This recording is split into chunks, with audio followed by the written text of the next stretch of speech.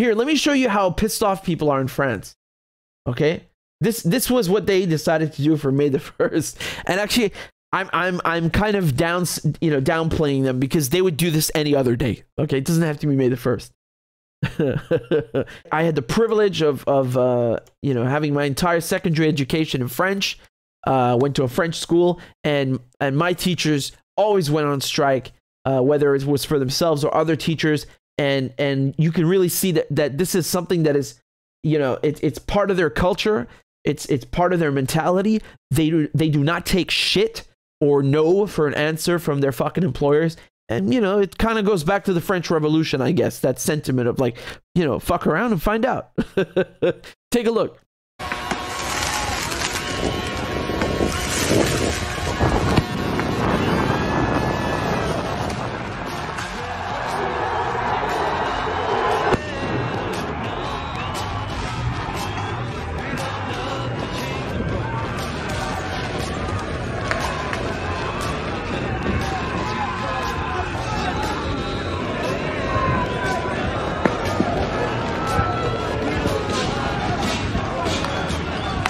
There they are. There they are. Les forces de l'ordre.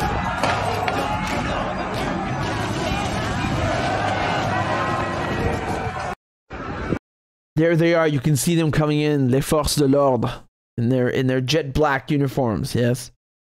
Here, I mean, this kind of reminds me of other protests with the yellow vests, where I was covering them with you guys, and I showed you how it's so funny because you got firefighters arguing, fighting, protesting against the police, and literally like telling them to their face, like, I'm literally protesting on your behalf, and you're firing tear gas in my face. Because they're all gonna be subjected to the same shit pension reductions, right? Not reduction, increase, excuse me, because they have to work longer, but they don't get anything extra, right? So instead of retiring at 62, now you retire at 64.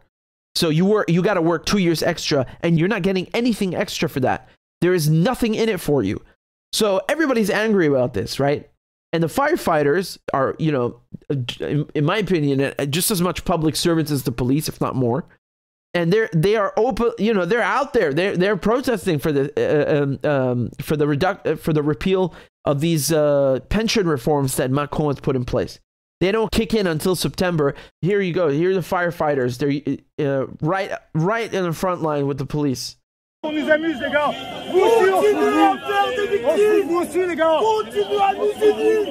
On se fout de vous aussi, les gars. Continuez à nous présenter les valeurs de votre République. Ça fait 4 mois qu'on vous utilise. Les gens sont sur les nerfs. Of course, the BBC, who are, British state media, their way of covering this was that, at least 108 police officers have been injured in clashes across France with protesters angry at pension reforms. And then Gérald Darmanin, who's the interior minister, he said 291 people have been arrested, but of course they have no clue how many civilians have been hurt and injured. So the number of protesters, according to the interior ministry, was 782,000. 112,000 of them in Paris, in the capital. Wow, that's a lot. That's a lot of people.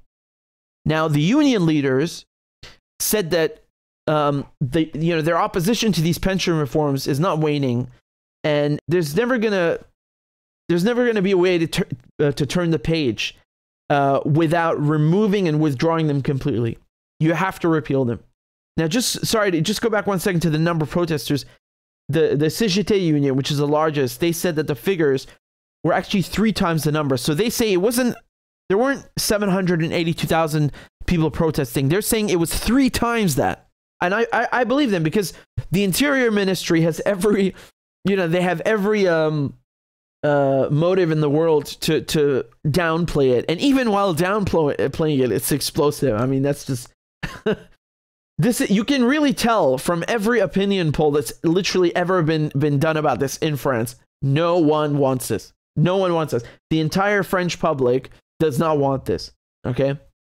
Unfortunately, you know, a lot of them voted for Macron, and they're surprised that Macron is screwing them. I mean, Marine Le Pen would have screwed them too, but they kind of had to do the same thing in France, where it's like, oh well, if you don't vote for Macron, then you're letting Marine Le Pen take power, right? Are they really that different? Let's look at this line here. Monday was the first time since 2009 that France's top 8 trade unions had backed calls for a protest. Once again, you see how serious this thing is. No one wants this, and no one is wavering. You know, the support behind these protests is only growing. And I know the typical, you know, the tagline in the press is to make it look like, oh, the protesters are violent. Okay, well, let's say they are. What about every other time where there was literally nothing happening? Where you didn't have 108 police officers injured? What about then? Who was being violent then? I mean, I'm sorry, but one tiny clip, and I'm not saying it's okay, but you know, this tiny clip here where that petrol thing was thrown. I mean, look, you should see the number of people who have been brutalized by the CRS. The riot police in France are called the CRS, and you know, since I was a kid, I know the CRS. They're so violent that even, you know, the other riot police in Europe know of them. They are notoriously violent, right? They are notoriously violent all over the world and in Europe. The CRS. This is something they have a reputation that they have since before I was born. And so there are numerous documentaries that I've watched about, for example, there's a clip where that a couple filmed. I don't know if they were live streaming or they just recorded it, but they had just gone to Paris to protest, right? And this is 2-3 years ago, and they get chased inside a Burger King. So they're literally just you know, huddled under a table and hiding. They're not doing anything violent. They're not doing anything that warrants any force. They're literally hiding from the police. And the guys come in and just fucking bash the shit out of them. And I think don't quote me on this. I think one of them yeah, so in a separate case, one person lost their sight because they got hit with a rubber bullet. So that's happened many times. And this couple also, they were like completely traumatized by this, and they had the shit beaten out of them for literally doing nothing. And that's just one case among many of this extraordinary extraordinarily violent behavior against protesters and civilians who are doing absolutely nothing. So I'm saying this because you shouldn't let this issue be taken into, oh, who's being more violent, because if you really want to talk about that, it's the police. The police are being more violent. There's no question about that. They have no right to be this violent. They're not combating, you know, somebody with a machine gun or you know, who is murdering people. There's no need for this force and such excess. The point here and the focus should be the pension reforms. Macron is screwing French people. They don't want this. They have told him we don't want this over and over and over and over again. And they're telling him again.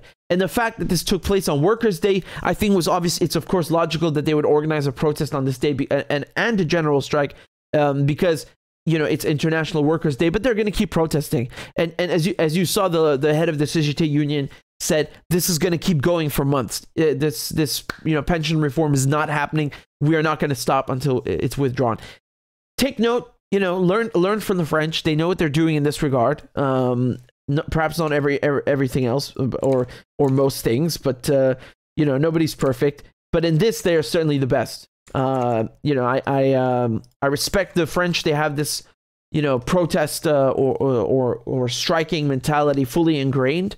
And you should really take notes and learn what you can from them and try to, you know, integrate that and employ that wherever you are, especially if you're in the UK and the United States. Because I showed you that Taft-Hartley, the result of the Taft-Hartley Act, union membership cut in half. They're not stupid. They did this stuff on purpose. You know, there's been a really like concerted effort in the UK and the US to kill labor movements, to kill you know, and the Thatcher era, of course, is one episode of that. A really concerted effort to kill the labor movement. And I don't see how anyone can oppose this, because, you know, it concerns most people. The only people who don't work are the fucking royal family who sit on their asses. And now King Charles, I don't know why people call it king. He's this guy's a German who went to, you know, who has a German family name, and they're all inbred. And he's getting a 250 million pound coronation. 250 million pounds. Dude, I don't even know what to buy with 250 million pounds. But British taxpayers, we have to give him money to put some crown on his head that has stolen diamonds that belong to Africa and India. What is this? What is that? This is insane. This is insane. And you guys remember I told you they have a German family name, Saxe Coburg Gotto or something. And during World War I, they changed it. The royal family changed their name to Windsor because they were afraid of the anti-German sentiment in England. Well, I mean, World War I was basically like a giant quarrel between the inbred families, the inbred royal families of Europe, where they sent millions of men to the meat grinder. Yeah. But sure, let's worship them, you know.